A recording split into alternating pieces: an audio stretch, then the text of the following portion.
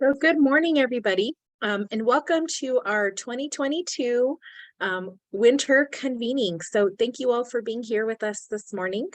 My name is Anita Gonzalez, and I am the chair of the NEDC committee. For those of you who may not know what that is, we are a conglomerate of 10 MESA USA states, and there is members from all of our states that join together to help prepare resources and help prepare the content for the National Engineering Design Competition Committee, NEDC committee, double C's. But thank you all for joining us this morning. I know for some of you it's early, for some of you it's nearing lunchtime already, but we just are very excited just to have a great day of learning and fellowship, be it virtual as best as we can. So with that, I am going to go ahead and turn this over to Dr. Dwight Carr. He is the chair for MESA USA from Maryland. Thank you, Anita.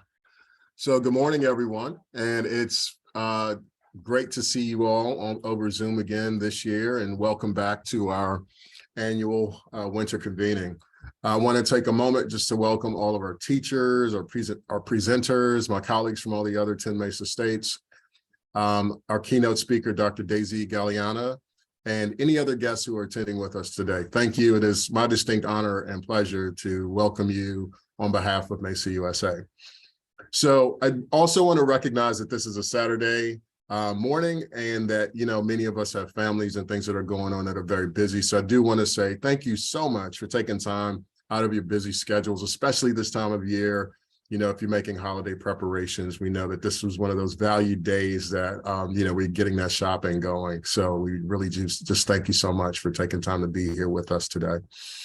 You know, one of the things we try and offer is we ask ourselves, hey, what does it mean to be part of MESA, part of an organization focused on diversity, equity, and inclusion in STEM?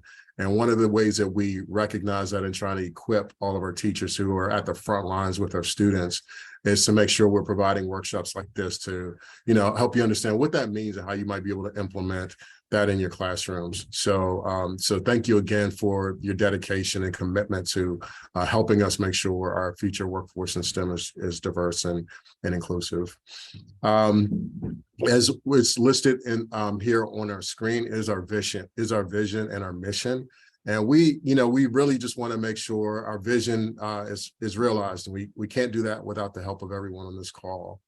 We want to make sure that this country is seen in a, you know, and recognizes everyone who has their own unique contributions in the field of STEM, so we can see better innovations, things that are benefit everyone and designed for everyone, and has everyone's voices that have been included in those designs.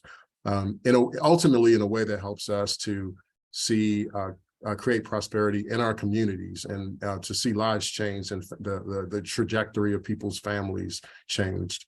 So, and our vision as a group of MESA states is to provide leadership and equity and access for STEM to achieve programmatic excellence. We know that there are many programs for people to participate in throughout the country, but we want this to be a program of excellence, and we really rely on you all to deliver that program, our programs, in a way that is excellent, and it provides a great value and service to all who participate, especially our students.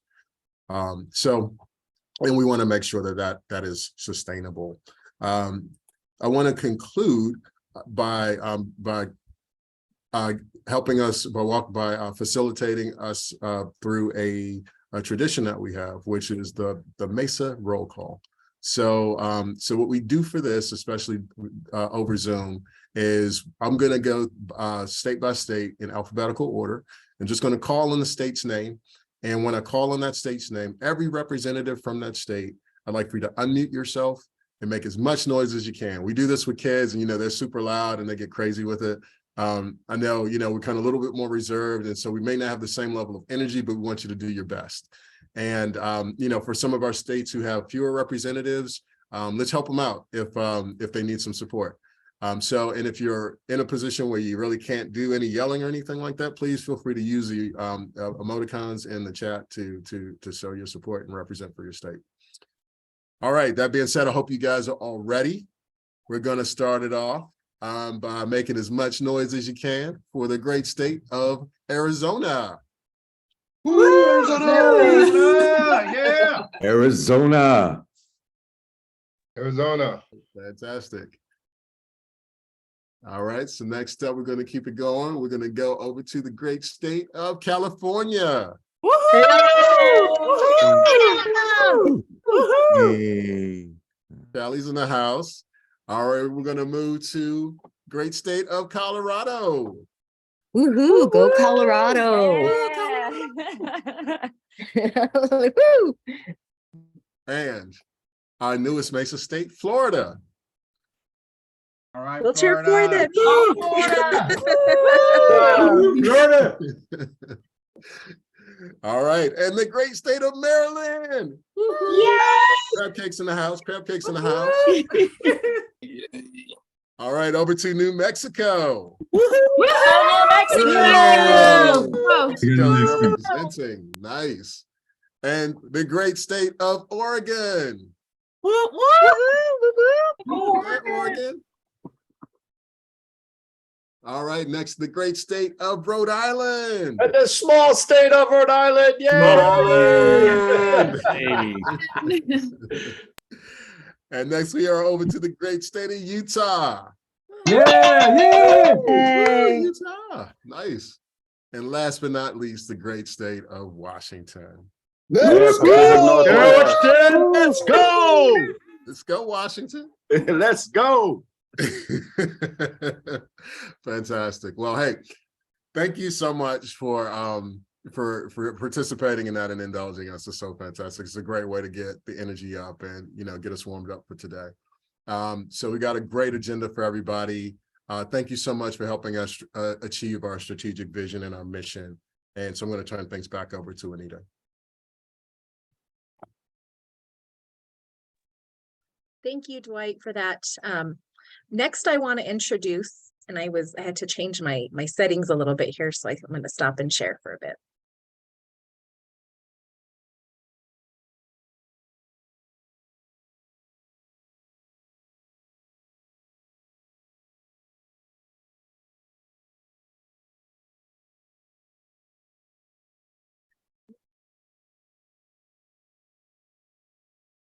Okay. Should be back on. I was just changing. I had to change some recording settings on there. So again, thank you, Dwight, for those words. The next group of people that I want to go ahead and introduce is our planning committee. As I mentioned, this committee is made up of representatives from the different states. And so I do want to go ahead and take a minute to recognize all of the individuals that have helped put together this conference. They will be hosts for this conference and leading the different sessions. We meet as a committee at least, monthly to get, things in order. So again, beyond preparing and setting the events for the National Engineering Design Competition, we also work to build resources. We work to share resources and materials across states to go ahead and provide things for you all. So we have now been doing these convenings for a couple of years now. That is one benefit to the virtual world, is that we are all able to come together from across the country. And I think one of the best advantages, and one of the best things that have come out of it is this sort of fellowship and sharing, and just to be able to provide common resources for all of everybody.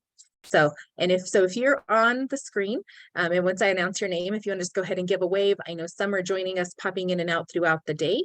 But if you're here, we'd love to see you, and thank you for all of your time. So from Arizona, we have two representatives. First, Manny Leon. You're here, Manny, give a wave. Or a hello. And then second, we have Bill Pike, also from Arizona. Hello. From California, we have two representatives. We have Beatriz Prieto. B. Yeah. And we also have Luis Topete. And I think he's going to join us later on. Myself, hello everybody from the state of New Mexico. From Oregon, we have Kelly Garcia. Hello. From Rhode Island, a newer one of our members, Walter Mueling. And from Rocky Mountain Mesa, Sarah Evans. From Maryland, we have Amanda Fabian. Hi, everyone. From Utah, we have Rebecca Ibarra. Good morning from Utah. And from Washington, we have Liz Stevens. Good morning, everyone. Go, Liz! Thank you, Ceci. So it's been a pleasure being able to work with these individuals, you know, to be able to provide this event for you. And so thank everybody for all their hard work. The next thing I want to go over is, as we get into this space, this is the first time that we have dedicated a convening purely to, you know, preparation. So we're doing things a little bit different for this convening. And so just some things to remember as you're going in. You guys should have all received the master document, which is, you know, the agenda with all the different Zoom links. So you should be able to go ahead and access all the different rooms through there. The rooms that you need to be aware of on that document is the main Zoom, the one that you are in right now. This is the Zoom link for all of our general sessions. So our opening and our closing, essentially, you'll enter in on that same Zoom link for those rooms. The other rooms, after we're done with here, you get to kind of choose your own adventure and go ahead and go on to select a session 1 and then select a session 2. And then just go ahead and go into the Zoom link for that room. Each room has its own, all 6 rooms have their own individual Zoom links, and the Zoom link will be the same for session 1 and for session 2. So, you know, just go ahead and select it that way. Please note that because these Zoom rooms are hosted between, you know, among our different representatives, there are different requirements for Zoom. So some may have passwords and some do not. But, you know, if there is a question with anything, you know, you can, at the end of that document are different emails of the different, you know, either states hosting or even myself. I'm unavailable for, we can try to get you into the room as need be. Okay. If you're able to, please try to enter on time. We do have breaks set up in between, so a lot of it is coming and going on your own time. And then just to note that at the end of this conference, there is a master attendance survey and evaluation survey of the event. So some of the states are using this for records or for credit from different ways. So if you do need to make sure and complete an attendance survey, just make sure you do that. It'll be in the closing session at the end of the day. Also to let you know, just a heads up, all of our sessions are going to be recorded. They're going to be available for future use so that there's a lot of good stuff to choose from. We have 12 different sessions, and if you're only able to choose 2, just keep a note that you can always go back and revisit other sessions, you know, as you'd like, and everything will be posted to our MESA USA YouTube channel. Also keep in mind that we would love to see your faces, because it does help us talking, that let us know that we're not speaking into the universe. It does help to see your faces, but cameras are optional for you to use as you'd like. And in any of our sessions, we try to make them as open and inviting as possible. So, you know, please free to use your microphone as needed, like if you have a question or whatnot, but oftentimes just as normal. I think we're kind of used to the norm now, just to keep yourself on mute, just for the clarity of the conference. And then just some other general things. This is a time for discussion. This is a time for perspective. Some of you all are new to MESA. Some of you all are veterans of the MESA program. And so with that being said, just we'd like for you to be, you know, open to new ideas, open to new perspectives, be courteous, and just give others grace at their different levels. You know, in our sessions, we may have a mix of new advisors or advisors that maybe have never done this competition before, so they may have more questions. And we may have advisors that have done this competition year in, year out, and could probably relay the rules back to us verbatim. So, you know, there's just different levels here, and just, you know, be courteous to each other and be open. Again, the one good thing about bringing everybody together is we are able to bring in different perspectives, and that does help us to continue to get better and continue to grow and continue to evolve. So also, you know, as Dwight had mentioned earlier, we thank you for joining us on a Saturday. We also understand that may come in with new and different distractions. So you may not have a classroom in the background, but you may have some kids in the background or whatnot, and that's okay. We're just very happy to have you here with us, and just we're happy to be able to share this time with you all. And I'm going to check right now. I'm going to go ahead and stop my share. I'm going to see if our keynote is on the line with us. We went a little bit ahead of schedule. Daisy, are you in the room by chance?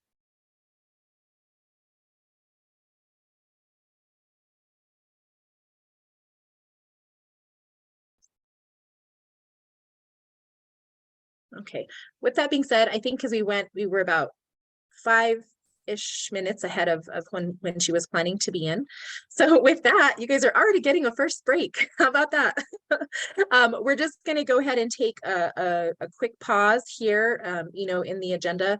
If you guys, especially after getting in, maybe you need to refill your coffee, to get started here for this morning session. But we're going to go ahead and take about a 5-minute break. Just while Dr. Galeana can go ahead and make sure to get logged in. So we'll see you back here at about 9:55. And I'll also stay on for questions. So, I mean, if anyone does have any questions so far, we can go ahead and get those answered while we're waiting. But we have about 5 more minutes and then we'll get on with Dr. Galeana. I do have a question. Okay. That sticker right behind you, do you guys have that in the sticker form? The MESA thing? Oh, the The background? picture? Yes, yes. I'm not sure. We can probably get it to you. That was so it's on my background. Well, I'm talking about it's like right behind me. That is the design from our national competition over the summer. So that's what I used this background for the summer, but we can get it emailed out to our state folks and then they can distribute it as need be. Awesome. Thank you. Okay. And yes, Kim, maybe we can make stickers. I know we've been, stickering. So, but I think I love our logo. That was from our last year's competition. So.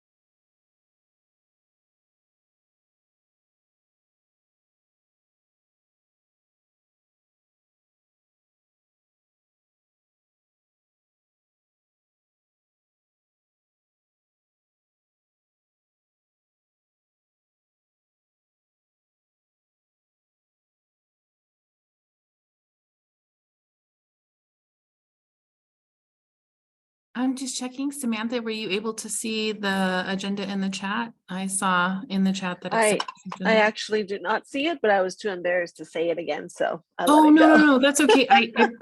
It's a PDF document that I'd uploaded into the chat. Yeah, I don't see anything. I see people's conversations. I see you saying, here it is, but I do not see. Do you want to throw your email to me in the chat and then I will email it to you? Okay, thank you. Thanks. Sorry about you could that. just directly message me. I'll happily send it to you. Okay, thanks.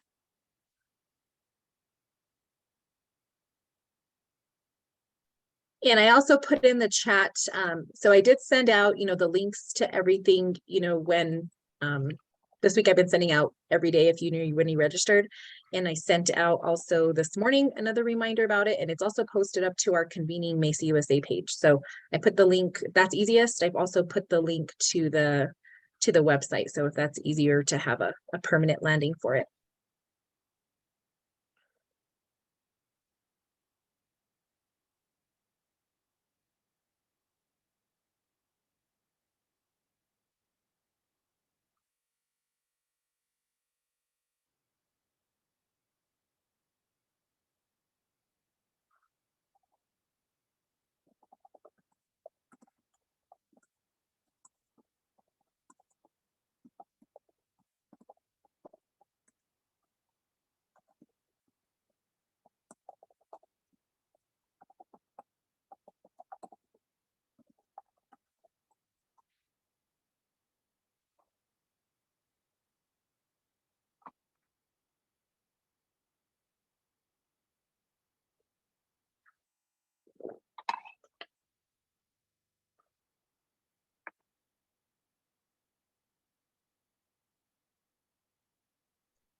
Anita, I have a question. Yes. I'm looking at our sessions that we pull out later on. And let me Yes. see if I'm getting this right. Like you have the room 1, room 2, room 3, right? For our session breakout. Mhm. Now, the sessions are on the bottom of telling us what we would like to do, right?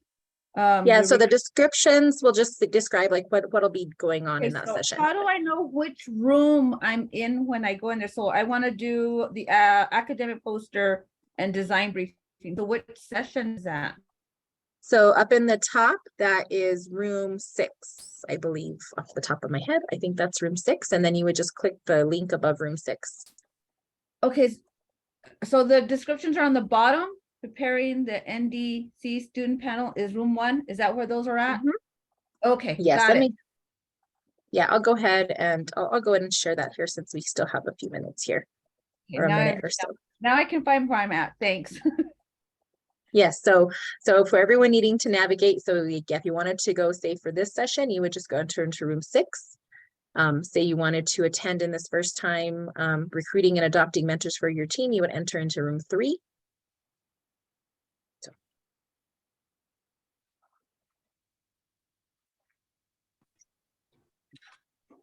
I'm sorry, I have a follow-up question. On the afternoon ones, is it the same room after the meal break? Yes.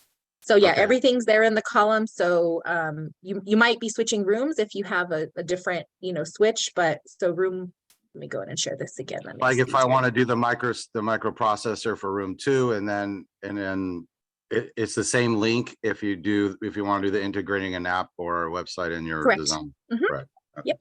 Yes. Thank- So the only reason you would switch rooms if you're you would switch If you Zooms want if to you're changing change. rooms. Got it. Yes. Thank you so much. So imagine it was one big hallway and all these Zooms are down the hallway. Yeah. It's all good. Thank you. Thanks. Excuse me, and for the room 2, these rooms, they start at the break, and what time are they starting? They start at 11:45. These breakout rooms. So yes, so the first session will start from 11:45 to 12:45, and I want to make a note that it is New Mexico time or Mountain time. So whatever. So I think Arizona, you guys might be with us now. I think. Yeah, I we think you are. guys are. Yes. Okay. And then now. you will take a break, and then we'll come back. The afternoons are 1:15 to 2:15 Mountain time. Okay, got it.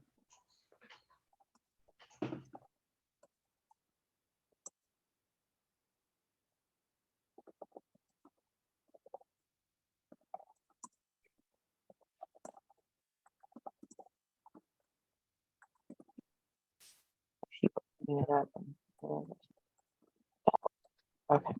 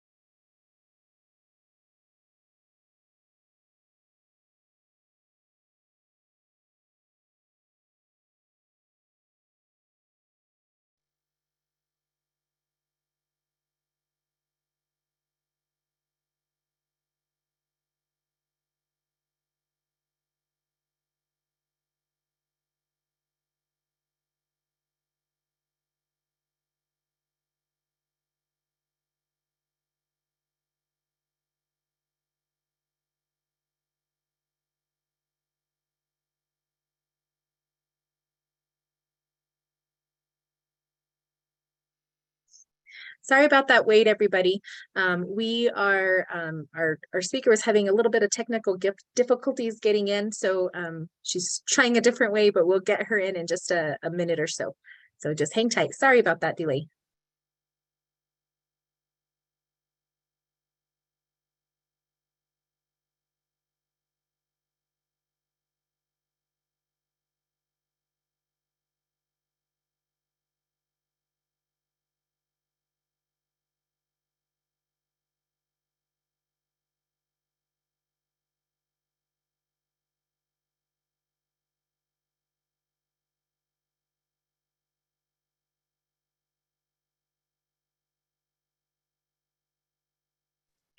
Can you see me, Anita? Hello? Yes, I can. Thank you so much. Yes. Okay, let's see. Does that work? Yes, that works there. And I'll go ahead and I think it was the.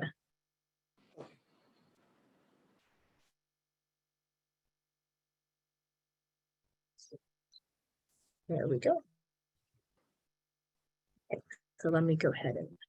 So welcome back, everybody. I would like to welcome and introduce Dr. Daisy Galeana. She is here with us today from California. She, aside from being a standout in her engineering field, she is also a great friend of MESA. She is a MESA alumnus, and she is a true MESA champion for the San Diego State University community. She has, if you read through her bio, she has a ton of wealth and experience. She brings over 25 years of many titles and many accolades and just a wealth of knowledge to us today. And she's a perfect example of, you can do anything that you set your mind to. So without further ado, I am going to welcome Dr. Daisy Galeana with us. And I am going to go ahead and I'll open up your slideshow on my end, Dr. Galeana. And then if there's anything else, we'll go ahead and navigate through that way. Thank you for working with us this morning. All right, thank you so much, Anita. Those of you that don't know, but Anita and I have been working behind the scenes trying to make this work out. So hopefully everything will go smoothly from here. Okay, so thank you for your patience. Go ahead. There we go. I can see now the slideshow. Thank you. Okay. Well, good morning, everyone. Buenos dias a todos. Those of you that speak Spanish. And I want to start by saying thank you for having me this morning. It is an honor to be with all of you here and allow me to give you this wonderful story about a MESA alumni. So we want to start, and I want to say thank you to the MESA directors that invited me to participate, members of the US MESA family, some industry members that I know will be attending, the MESA staff, thank you, Anita, and most importantly, thank you to all the teachers here with us today, okay? So I'm here today because I have a great story to tell you, one that will make you laugh, sometimes I'll cry, and inspire, hopefully it will inspire you to keep doing great jobs out there with all of your students, okay? So let me start by letting you know that I just graduated with a PhD. I graduated from the University of California, San Diego, in the San Diego State University Joint Doctorate Program with a PhD in mechanical and aerospace engineering. And it is because of my education and the help of MESA that I'm here today to share some of the lessons learned. And I'm going to share 3 important lessons. But before I start those 3 lessons, let me tell you a little bit about myself, my background, and where I started, right? So I'm an immigrant from Acapulco, Mexico, and I crossed the Tijuana-San Isidro border illegally and didn't know a word of English, nothing at all. And it was after 5 years from arriving in this country, after 5 days of arriving in this country, I went to Chula Vista High School in San Diego.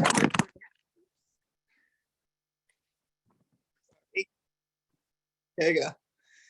I went to Chula Vista High School in San Diego, California, and I was able to participate in soccer, cross country, swimming, and many other sports out there. But it was a power. Hold on. Let me find something that will keep this from sliding. There we go. Good. Can everybody still see me? Yes. Say yes. Yeah, there you go. So it was the power of one teacher. Okay. It was Mr. Ceja, Dr. Ceja now. Dr. Ceja was my first English teacher. Saw my potential. He encouraged me to learn English and to participate and to speak English every day to make sure I got that. I got every single word possible and be able to communicate better. And the sooner the better, right?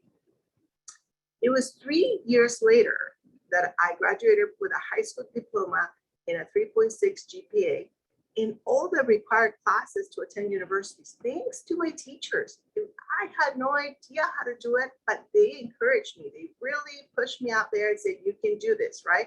I completed high school and learned English in 3 years.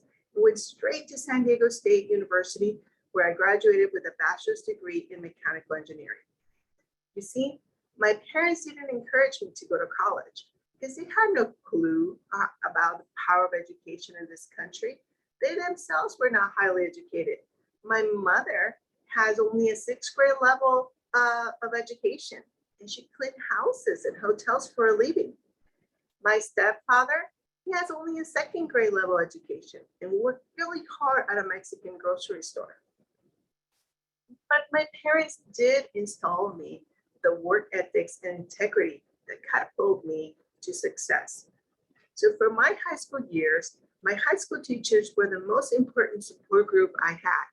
They saw my potential, they saw how smart I was, and they really shaped me to get ready for college. It was Dr. Ceja that took the time, he said the right words, he mentored me, and then Mrs. Snyder, my other English teacher, she shaped me to be independent and believe in myself. She always told me, you can do this, Daisy, and I believe in you. They were my powerhouse. They built the best human being that they can possibly build. They didn't give up on me. They didn't complain. And man, they were really forward thinking about all the possibilities of who I can become. So my high school teachers had a vision for me. Okay? And this is going to come into full circle in a little bit. They had a dream for me that I couldn't see it for myself. While in college, I worked full-time for the MESA office because I couldn't afford college expenses. But it was MESA who opened the doors and said, hey, if you want to work, you can teach algebra, trigonometry, calculus, physics, and chemistry, and get paid while you're going to college. And I really liked that idea because it opened the world to study more, to teach others how to study, to get a good GPA. And I was doing my best to continue learning English and practicing my pronunciation, right? And of course, I had no idea how to teach any of these classes, but I had a lot of fun learning and understanding how to be a professor assistant, right? It put me out there. Now, while at SDSU, I came across the MESA family, and they too became my support group. Okay, go back, Anita, to the last slide, and then I'll go into the history of my work, but give me 1 second. So while at San Diego State, I came across the MESA family, and they too became my support group. They taught me how to study, how to stay in college, how to dress for an interview, and helped me find an internship. And after I told my parents I was no longer going to do free babysitting for my siblings, they kicked me out of the house. Unfortunately, they didn't understand what I was doing. So I found myself homeless and had no money. But MESA was there. They pick up the pieces and help me build myself. You know, I'm gonna cry. It took me 6 years to graduate with my bachelor's degree, but man, it was worth it. MESA was there helping me every day. I utilized every resource MESA had available for me for a student like me. I volunteered every time I could to pay it forward, and I went out to mentor other students. I mentor other students that looked like me, that had similar stories. I taught all those classes I mentioned before, and I also volunteer with as many events that MESA had.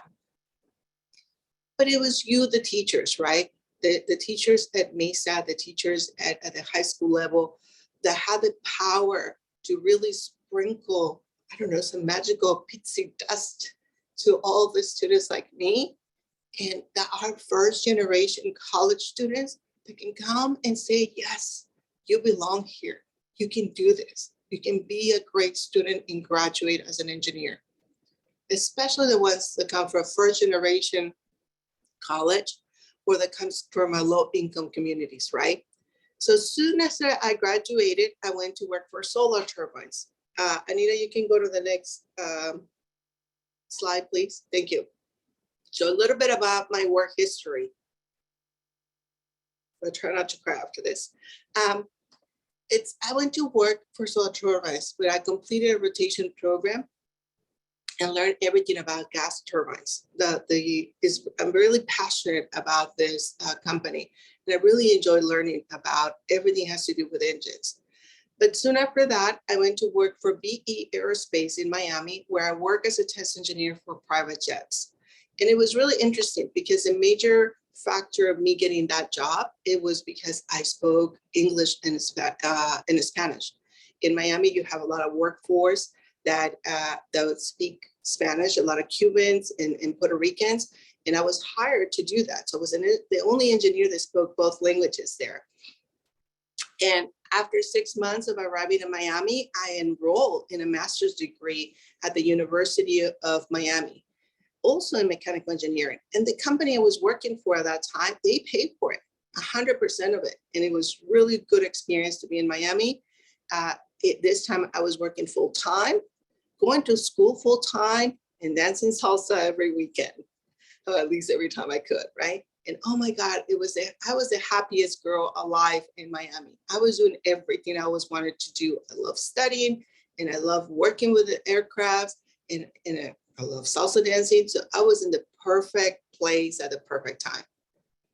I was mature, independent, and had high self-esteem, and I was really healthy.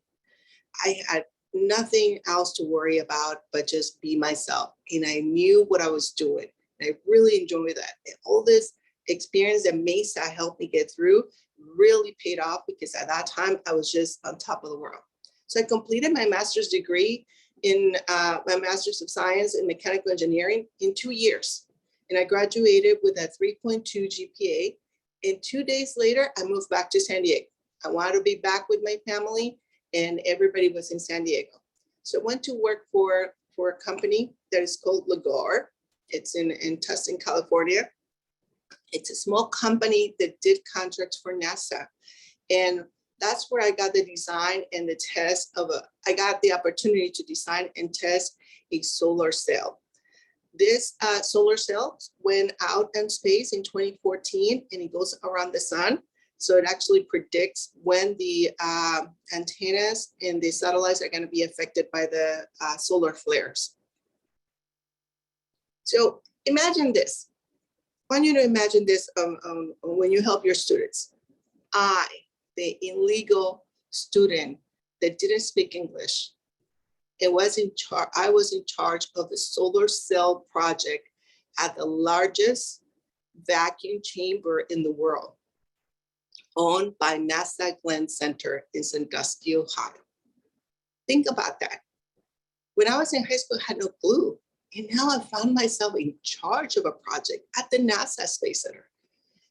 It was wonderful. I knew then that I had made it and I could do more.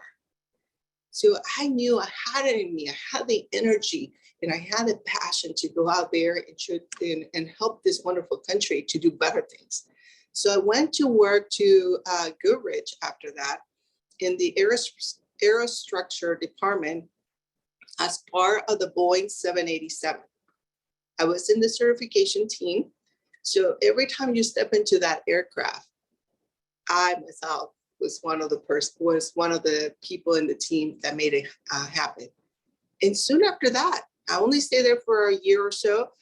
Solar Turbines found me, and they asked me to come back, and I became a test engineer.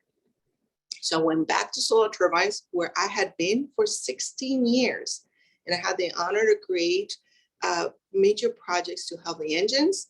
I went and worked in the field as a regional technical manager, helping all over Latin America. I was in charge of all the engines from Mexico all the way down to Argentina. And once again, because I spoke English and Spanish, and they wanted me out there and help out. I even learned Portuguese when I was in Brazil and try to help the customers in Brazil too. So the bilingual part of it, that at the beginning of my high school years was such an important and challenging situation, became my golden ticket to say, I can do this. And now you have to send me to Latin America and I can help you and I get paid more and I have a better job positions out there, right? It was a wonderful experience. And then in 2012, I found myself yet in another life change in a life challenge or opportunity. I don't want to say it was a problem. It was a life challenge.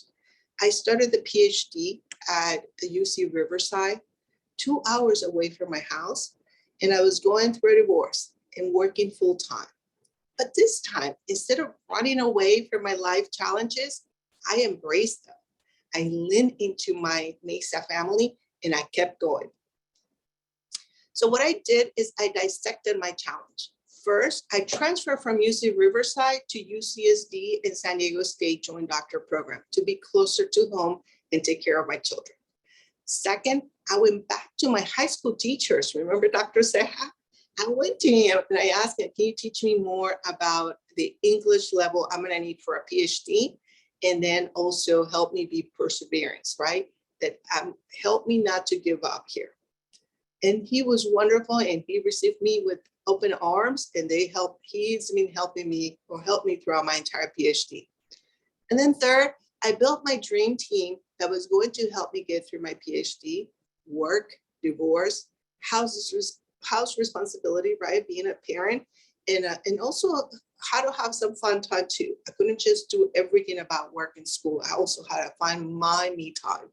So today, I'm happy to report that because of the great team of supporters, my high school teachers, my MESA family, I really, thanks to them, I can say I graduated with a PhD in mechanical and aerospace engineering with a 3.7 GPA, a 3.7 GPA.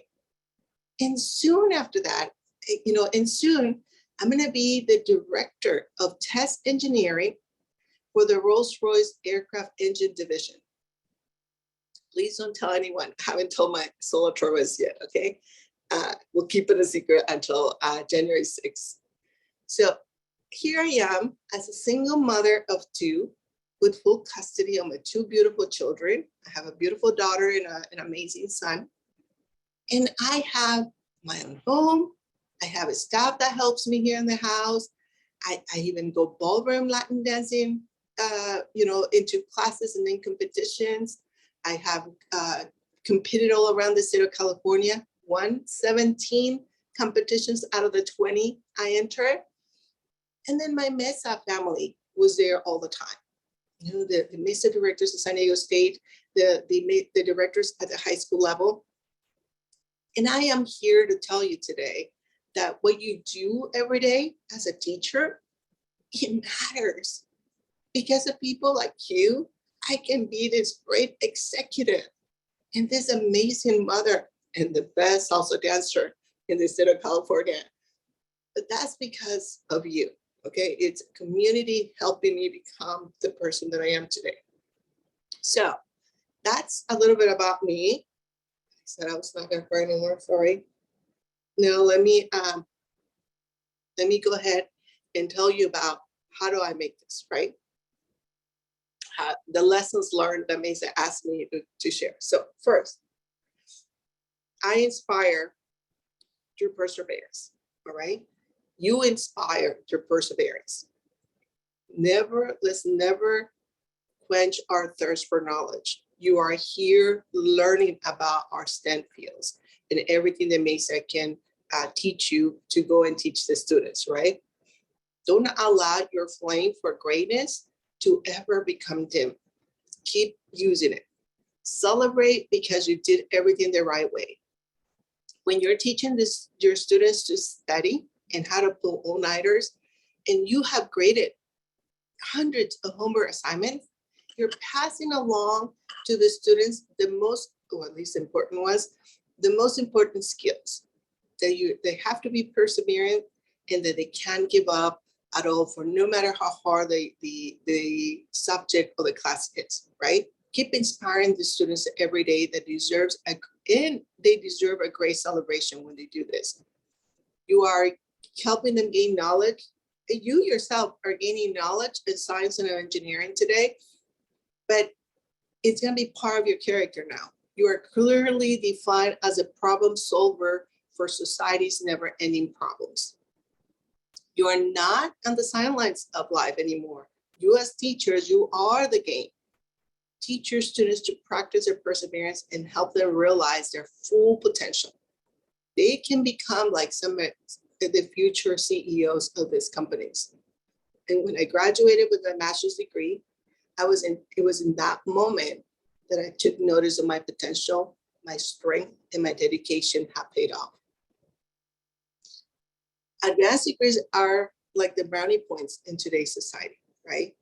When you have an advanced degrees, the companies that combine with your experience will love you and will like to have you working for them because they understand that you have gone far and beyond your studies, right?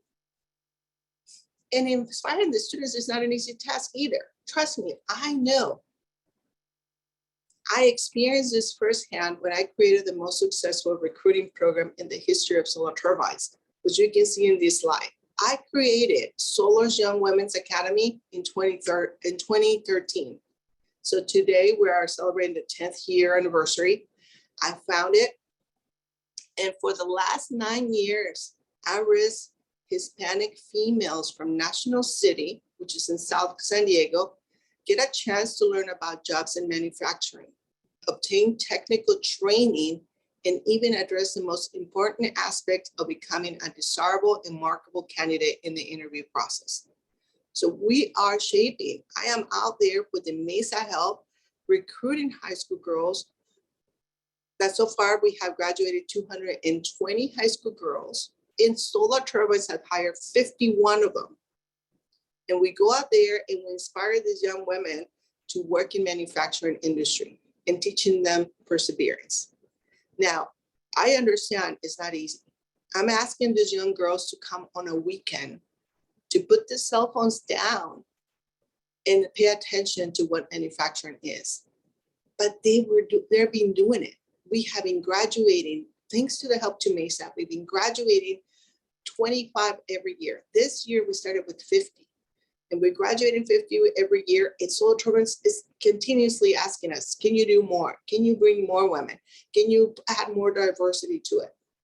So we constantly redesigning the program to cater to what the industry needs. It is a wonderful partnership. And as you can see from that picture, the girls can do it. The people at Solar are seeing that they can do it too. Managers, supervisors, directors, vice president, president, has show up to see these girls in action. They say, wow, I never imagined a 15-year-old, a 16-year-old, a 17-year-old, or 18-year-old is capable of using the machine just like a regular machinist.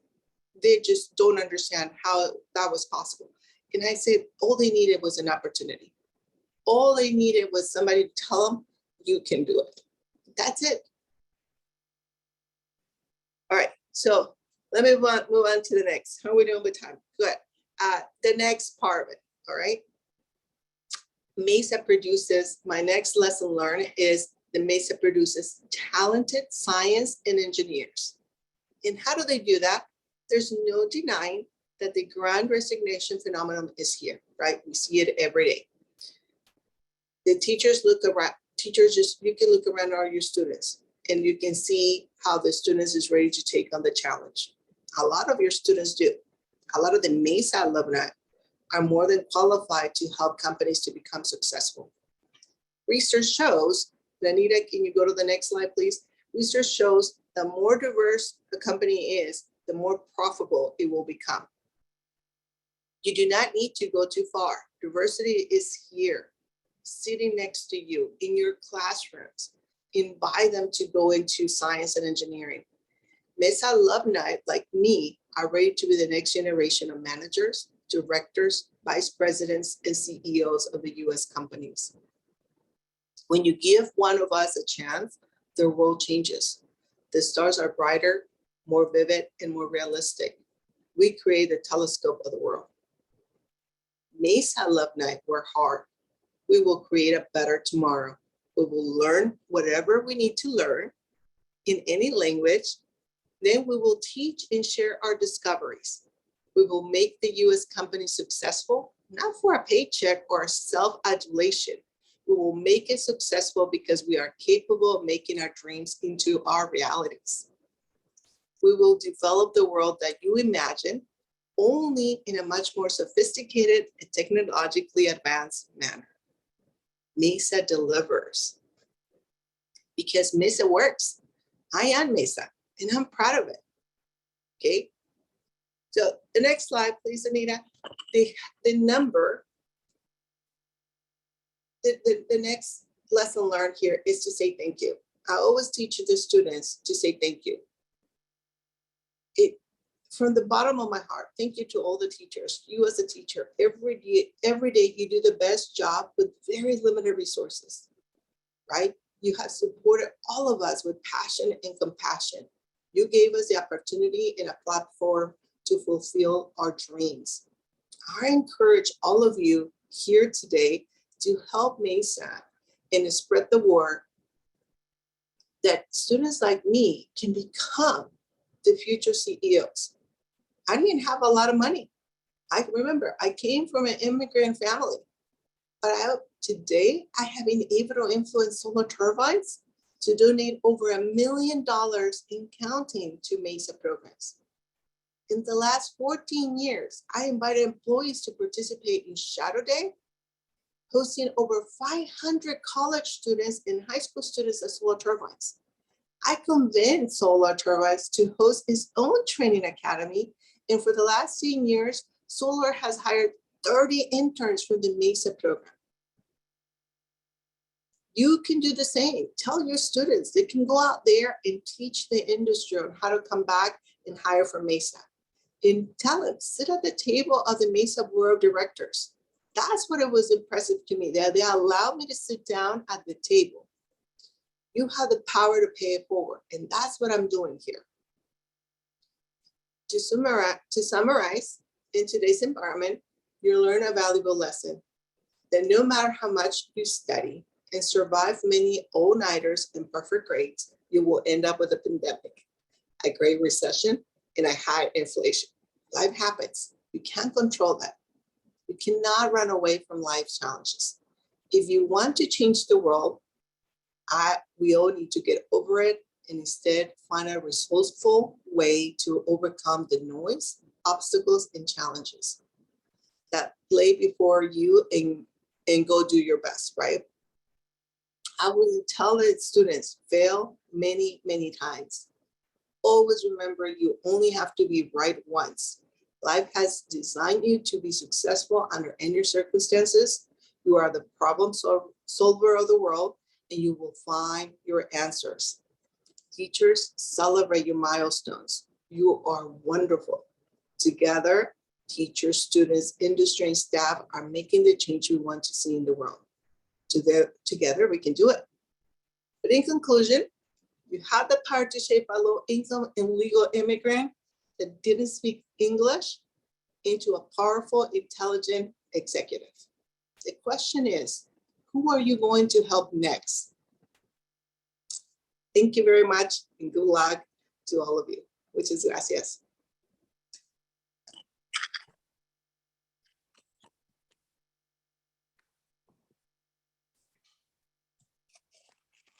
That was You're amazing. not mute for the clap so you can hear the clap.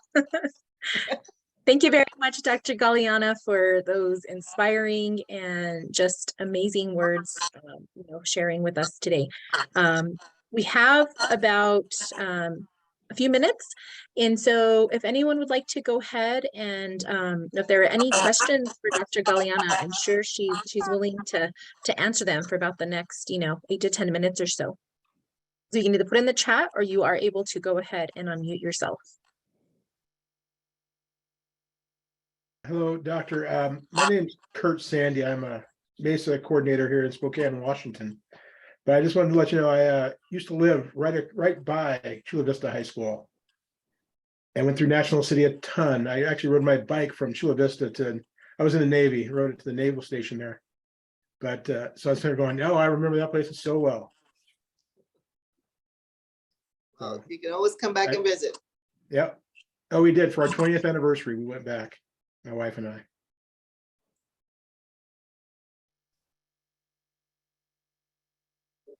And Dr. Galeana, I did have a question for you. I know you were a MESA alumnus. And so in the state of California, were you in MESA during high school and college or just during college at SDSU? It was only during college. In high school, I was just trying to learn English and finish all my classes to go to college. So I did not participate in any club at all besides sports. But once I was in college, they're the ones who started welcoming there. And there's a question in the chat. It says, many of our students believe you have to be math and science experts to be in STEM. What would you tell students? Oh, that is not true. Yes, you have to, how I want to say this, you have to want to try your best. That's all it is. And it is a misperception that you have to be a genius in math, right? In order to get engineering. And it's not true. Nowadays, everybody can learn in a different way. As long as you're willing to stick with it and do your homework and pass your classes, that you're okay. But you don't have to have 100% in all your math classes in order for you to prove that you're a worthy engineer. So that's, I will say, let's change the narrative and tell everybody just try your best and keep passing your classes.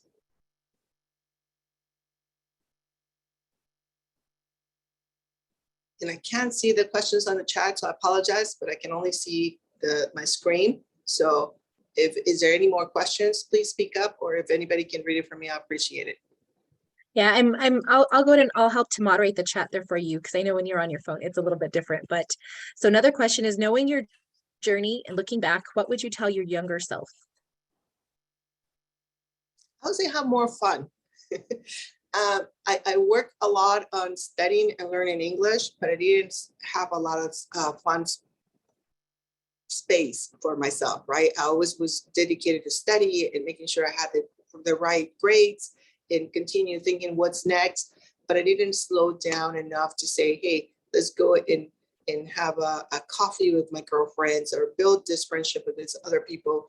I was always go, go, go, and never slow down for my friends. So I will say, go back.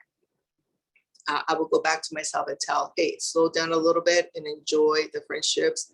And it's okay to have fun once in a while.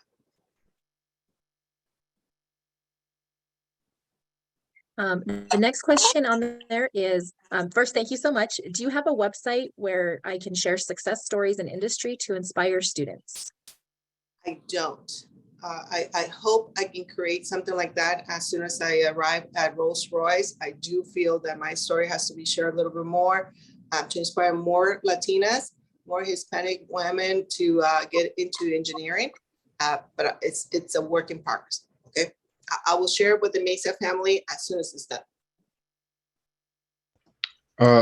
Hey, hello, doctor. This is Isaiah Dalton in Arizona, Phoenix, Arizona, and I am a STEM teacher, and I service a lot of, girls like you, the girls that come up from the same backgrounds, from the background, and boys as well, and I think like would be very helpful for me as a teacher is to, like, if you had a story like you were just saying that you're going to work on something, you could create something on YouTube that had like a video or slideshow narrating your story with some images documenting or depicting your journey.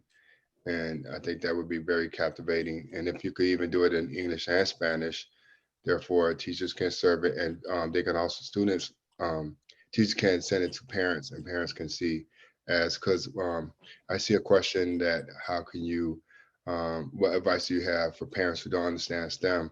And as I see, I notice I have a lot of students who come from Mexico, and they bring a lot of talents and strengths to my classroom as a science teacher. And it's just hard to get them, flowing, and family support, whatnot. And if parents understood that, and a lot of parents do already, they know why they want their students in school and stuff like that. But however, directing them towards STEM, getting that support and whatnot, and the relationships that they can even have with their parents who are working in some fields that are like that requires math and some STEM level of education, which is carpentry and whatnot. So if you had a story like that you could post on YouTube and let us know about it, that would be very helpful. Okay, so there is a YouTube video of myself that was done by Career Girls. If you Google Daisy Galeana, those videos will show up on YouTube. And they're both in English and Spanish. And it just tells the story of the basic when I started my bachelor's degree at San Diego State.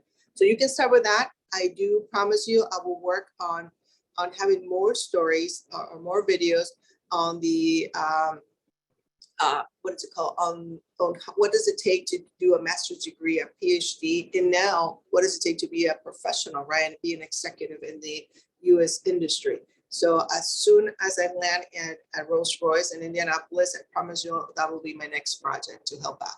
And all of you, I will make sure that MESA shares that website with all of you. And he alluded kind of to the question in the chat, but there is, what advice do you provide to young ladies with parents who do not understand STEM? That's a hard one. I think that one, it has to be done in person. In Mexico, we always say café con pan, right? We want to sit down with the parents and explain to them at their level, because not everybody's educated. You have to cater that message to their level of education with the examples that will apply to them, and say, this is about a career that takes a lot of hours of study for the first 4 years. But once you graduate, you have a job that's going to be here forever. There are engineers, we're always going to be needed, right? We're always going to be needed, even in pandemics, even on high inflation. It doesn't matter. Engineers are the ones that really help shape the world. But the parents will not relate to it unless you bring something. If you're in the field, if you are working in the field as a farmer, then you have to bring those examples that relate to them. If you're in the hotel industry, like my mom was, I had to tell her the story in hotel examples, like who built the hotel, who built the TVs, who built, all the technology she's using, the vacuum. So all the examples had to be catered to their level of education or their life experiences, so they can understand why engineering is so important, and that their child is going to have a job forever, and that it pays well with good benefits.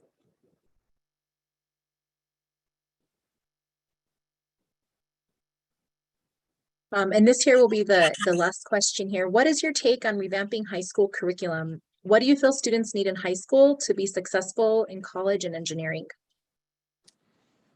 That one it's a big loaded question. I have to say I'm not highly educated on what the high school curriculum is, but I can tell you from my own experience, taking away the stigma that engineers are nerdy, right? If you ask any student, draw me an engineer or a scientist, they're always going to draw somebody who is really nerdy and with their glasses. I'm wearing glasses, but I just started wearing them this year.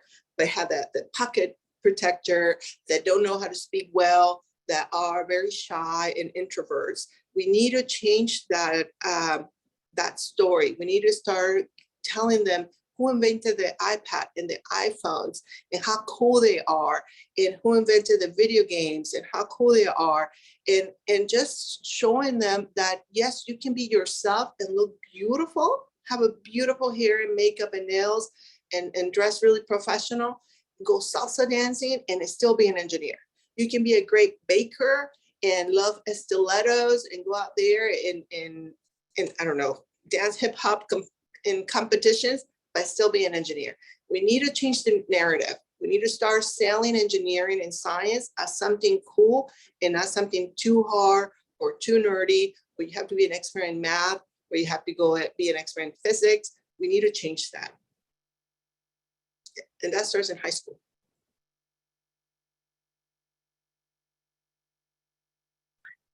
Well, thank you again, Dr. Galeana. If you we'll send the recording, but I mean, here in the chat, I don't know if you were able to see all the words, but there is a ton of accolades and a ton of just, you know, thanking you for your time and for your story and for coming with us today. You know, I hope this was inspiring, an inspiring way to kick off our conference. And we just really appreciate you and taking the time to be with us here this morning. Thank you, everyone, for having me. I really appreciate it. Have a wonderful day. So, and again, thank you for working with the technical difficulties even at the beginning. We made it through. You know, that's yes, but engineering. thank you so much. Yes. Thank you. Bye-bye. I'm gonna just stay and read the notes, okay? Okay. Thank you.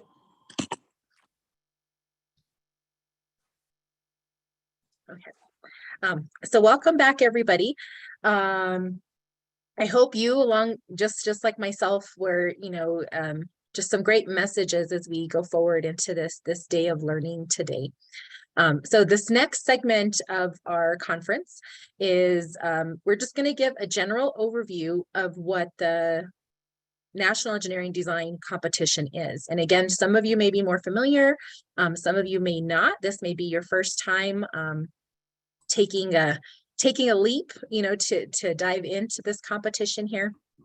I also want to note that everything that I'm reviewing here, all the rules, if you haven't had an opportunity, the same place where you registered for this event, that is the MESA USA NEDC website for the competition, for convening, for all this events.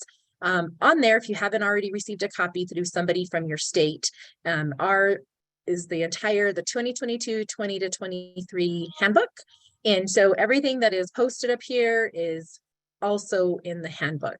And so anything that we're going through, if stuff isn't given verbatim, because it will not be throughout the day, but if you want to go back, you know, that is always like the main reference point and also where to find it. So genuinely, if you have not had a chance to go through the handbook yet, our theme for this year, this is our third year cycling through of this theme. It is designing for equity in your community.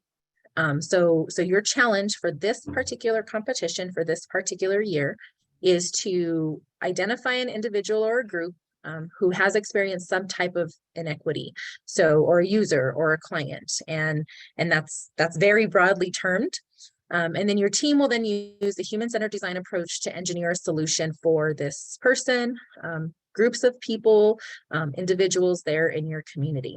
The only requirements for the NEDC competition are that your teams have to have a coding component as the main component of their design. So their prototype must employ coding, and the teams have to have a community-centered issue for their project. So, you know, in the last years, what we've seen is, well, can't even begin to we've had the gambit of different topics and different things, but as far as the prototypes and the deliverables we've seen back, apps, websites, you know, working mechanical designs that go to an app, that go to a website, that, you know, sensors, a lot of sensors, you know, to do different things. So, you know, it's a huge gambit of what is possible, you know, when you're designing a solution there. The competition is based off of 4 different components: the design brief, the technical presentation and interview, the academic poster, and the prototype pitch. So all 4 of those components go to lead into the whole, the overall scoring for the event. And so what I like to say to my schools here in New Mexico, or just in general, is that to be an overall to have an overall successful project, just paying attention to all the different parts of the competition. You know, teams may excel, have one strength or the other, but a truly a quality overall project just really puts equal attention to all of the different components. Okay. I also want to make this note here that all states, all of our states, although we do have some some similar things like this NEDC is one of the similar items that we have, and our national competition is the same for all of our states.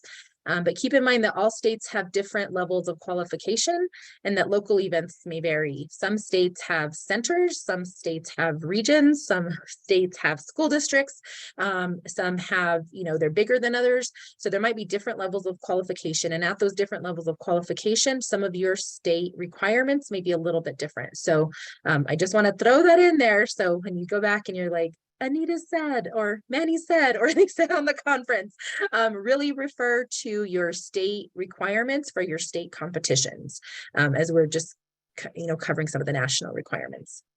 I also want to give the preview that New Mexico is very honored to host our national competition this year. This is our second year of hosting. In 2022. We had the opportunity to be a host, and it was a virtual competition. We are very, very, very excited to be back in person after a few years hiatus. And our competition dates are scheduled for June 26th to 29th, 2023 in Albuquerque, New Mexico. And so again, attending those is the winning middle school and high school from each of our MESA USA states. Okay, and I mentioned that website is the place where you registered, but here it is again. Okay, so with that, this next session is within our NEDC committee. We have different subcommittees, and so I am going to pass it off to our different subcommittee leads to go ahead and just give a general overview on the different aspects of the MESA USA competition. I also, before we go into this next session, just keep in mind that this opening general is a general, it's an overview. If you are interested in diving a little bit deeper into sections of the competitions, there are breakout sessions later on, where we will go over rubrics, we'll go over more questions, we'll go over a lot more things in depth, but this main session is meant to be that. It's meant to be just kind of general overview to give an idea of the NEDC competition, okay?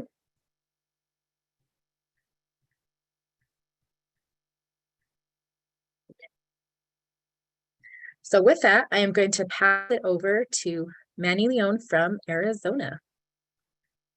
Hello, everyone. Wonderful to see everybody here. Thank you for joining us on this Saturday. Real briefly, as the design brief is supposed to be. So design brief is it is brief, right? That's the whole, that's in the title. Non-technical overview of the entire project. So it's a short document. The idea is that it could be used alone if students wanted to just quickly introduce someone to the project, or they could use it as a support piece during the pitch technical interview and poster. The idea is that, you hand it to someone, they could read through it pretty quickly and have a pretty good idea of what the project is. And what we hope that they're able to accomplish with the pitch is that you can quickly identify the inequity that's being addressed, that you have a pretty good understanding of who that target user is and the different challenges they faced that inspired that project. Oh, we just lost our screen. I'm going to bring up my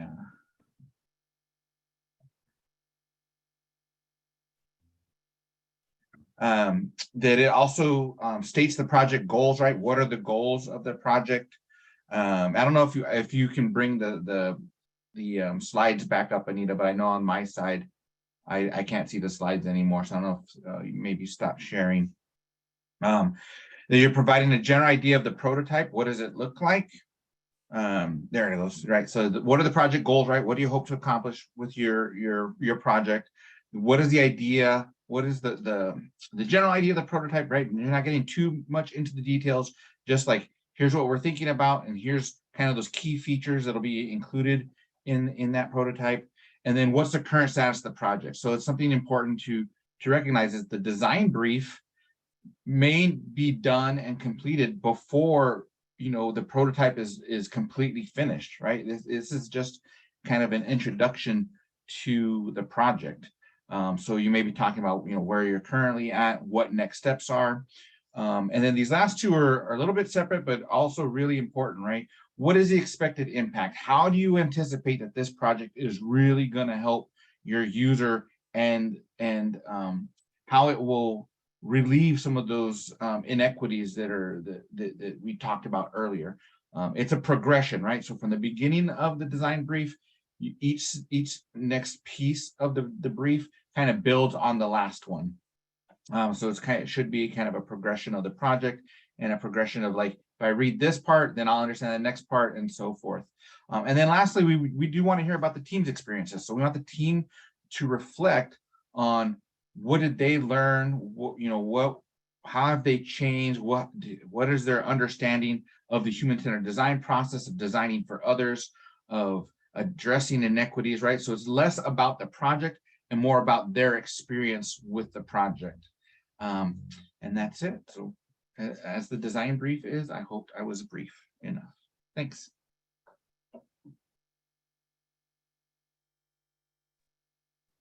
Thank you, Manny, and I apologize for that. And so to ensure that I have connectivity, I'm actually going to leave my camera off. It is one of those temperamental mornings. And so hopefully I'll go ahead and remain consistent. So I apologize for that little blip there. So this next section is the technical presentation and interview. And this is my part here.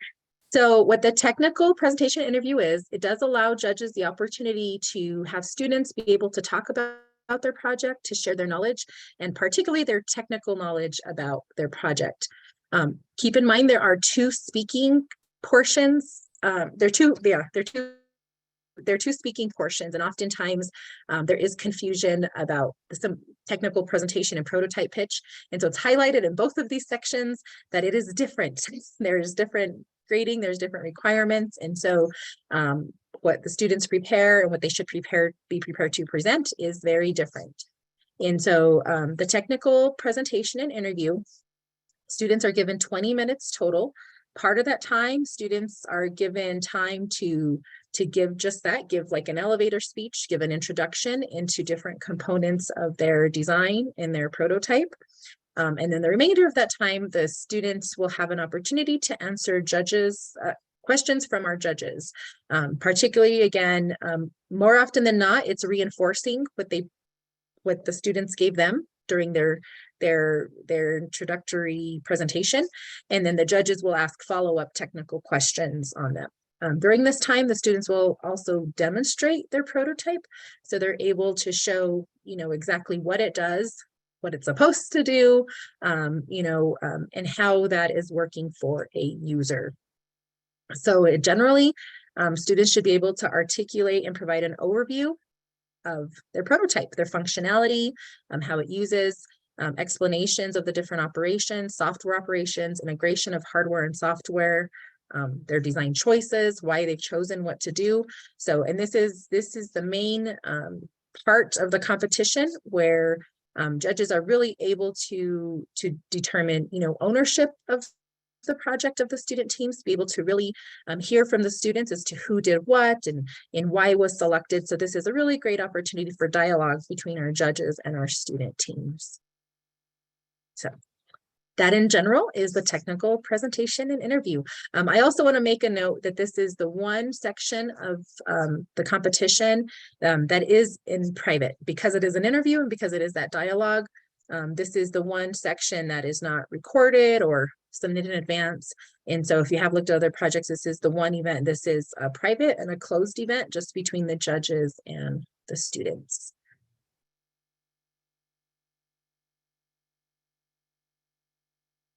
So going on now to academic poster, I'll pass it off to Mr. Bill Pike. Hi, everyone. Thank you so much for joining us here today. The purpose of the poster is really to highlight everything that your students have done, because we know that they've done some great things, and to really show off. And that's the whole point of the poster, is let's show off all the great things that we've done, the great prototype that we've created, who we're serving, the journey that we've gone on throughout this project.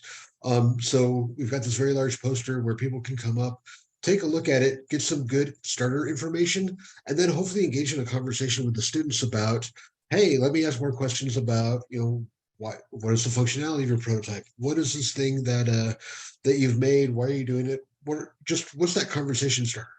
It is a great space to be able to show off everything that they've done and where they're going with this project. Because we know some students may have say, all right, hey, we're done. Other students may say, hey, you know, we still have some other things we want to do with this poster or with this prototype that we've built. And we really want people to be able to engage, because one of the nice things is that we know our students are awesome and we want them to be able to show off with whoever happens to be coming by.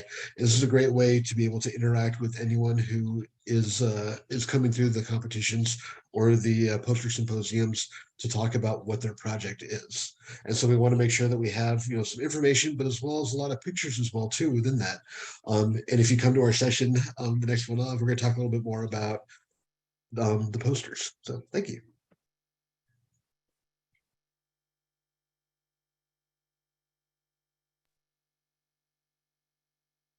And the last section is our prototype pitch, and I will pass it off to Miss Liz Stevens. Hi there. Good morning, everyone. So when you think about the pitch, this is when our student teams really need to convince the audience that the design that they created, you know, meets their needs and that it's equitable.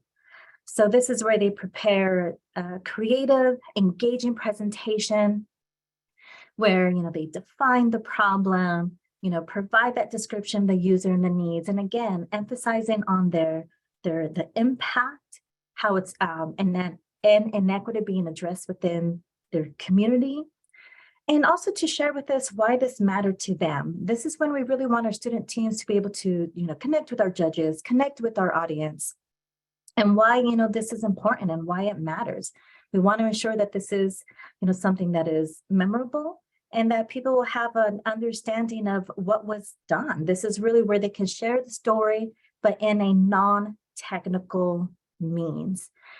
So that I'm just going to kind of leave it, you know, just short and sweet, but join our session so you can get a little bit more of the details, and especially making sure that it is very distinctive and different from the technical interview in itself. So I'll leave it at that and pass it back to Anita. So thank you, everybody. And so now that you've got an idea about the overall competition, hopefully some of these sessions and the intent behind some of these sessions is a little bit more clear here. So, you know, when working on this big project, there are different phases, you know, there's start phases, you know, where do you start? You know, there's the different sections of our different parts of the project are addressed in all of our different sections here. So, you know, like, how do you identify a client? How do you go about interviewing a client, as you should whenever you're designing human-centered design? Then from there, when you actually have an idea in mind, how do you go about building a prototype and integrating the components in there? How do you go about getting the students the help and the resources that they need? How do you go about your team managing your time and making sure that you complete this project in the timeline that is needed? How do you go about essentially what they are designing? They are inventing, and they are going through the invention toolkit, the different stages and how to work through this project. And then, you know, once they're there at the end of their project, how do they go about continuing that engineering design process and tweaking things to make it better? How do they go about cycling through to go ahead and move from an okay project to a great project? And then how are you ensuring along the way that these projects, you know, align with the rules and the requirements to be able to score and do well in this competition? Also, one of our rooms particularly focuses on hearing from students and from teachers that have gone through this process, and maybe some tips and tricks and advice from them in the competition. So with that, and looking at our agenda, you know, we offered it this way to where you as a teacher, just to be able to identify, you know, your own personal skills, maybe where you would like help on, and also picking a session based upon where you were at with the MESA USA project. You know, maybe what parts you feel that you would like assistance with, or you would like a little bit more clarification on. So that is your challenge as an attendee today, is to choose your own adventure and to go along the path that, you know, works best as to, you know, where you are at within the NEDC journey. So after today's session, we're just really fast talkers this morning, I guess. We are going to go break here. The first session does start at 11:30 Mountain Time. So at 11:30, you'll go ahead and enter into the Zoom room for your first selected session. You'll go ahead and attend that. There will be, we call it a meal break, but a break for some of you there on the East Coast. This might already be your meal break, but just, you know, a break in between, a brain break, I should say. And then coming back in for session 2, starting from 1:15 to 2:15. And then we'll just do, again, final closing remarks with final resources and the closing survey there at the end of the day in the general Zoom. But with that, that is what we have. Yes. There's a question about whether or not the breakout rooms will be recorded. Yes, all of the breakout rooms will be recorded. So I know I think all 12 sessions will be great sessions. And so, but although we are not Hermione Granger, we cannot travel and be in multiple places at once. And if you got that Harry Potter reference, but you know, so you know, just pick the one that would benefit you the most live, or that you feel have interest, you know, to participate in live, but they will all be available for review. And along with saying that, especially for those teachers that are just starting, you know, on their NEDC journey, you know, picking some of the start ones. And then when you get to that point of prototyping, when you are integrating things, you know, you can pick on and jump on in to see some of the other sessions. But everything will be recorded, and you can find that MESA USA has a YouTube channel. Just in the search, just Google MESA USA, not Google, but YouTube Google MESA USA, and there will be a whole playlist of all of our sessions for this convening will be available for future use. States may also link that playlist to their own state channels, but there will be posted to a national MESA USA channel. Okay.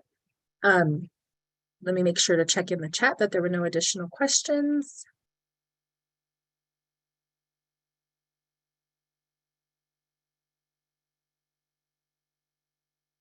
And so there was a question that which one is best for brand new advisors? Oh, geez, that's a tough one. I guess it depends on your skill set. So room 5, talking about invention education, will give a good overview about the whole process, you know, and all the different steps that go into invention education. Room 6 in the afternoon session, where do you start? Or I wish, that's a great activity to get you started. Room 4, how to conduct an interview. That is one of your first phases when you are designing for human-centered design. By doing a proper interview, it does make prototyping and designing a whole lot easier for the rest. I don't know, I could go on about all of these. Saving time when you're, you know, especially when you're starting, like how to plan out your project. So I don't know if I have to pick just one. I think it just might be more, you know, where you feel you may need some extra help with, but I think there are a lot of great sessions for first timers and veterans alike. But I will go ahead and stay on if anyone has any questions about sessions. So, so with that, I am going to go ahead and stop our recording here and officially end this first session.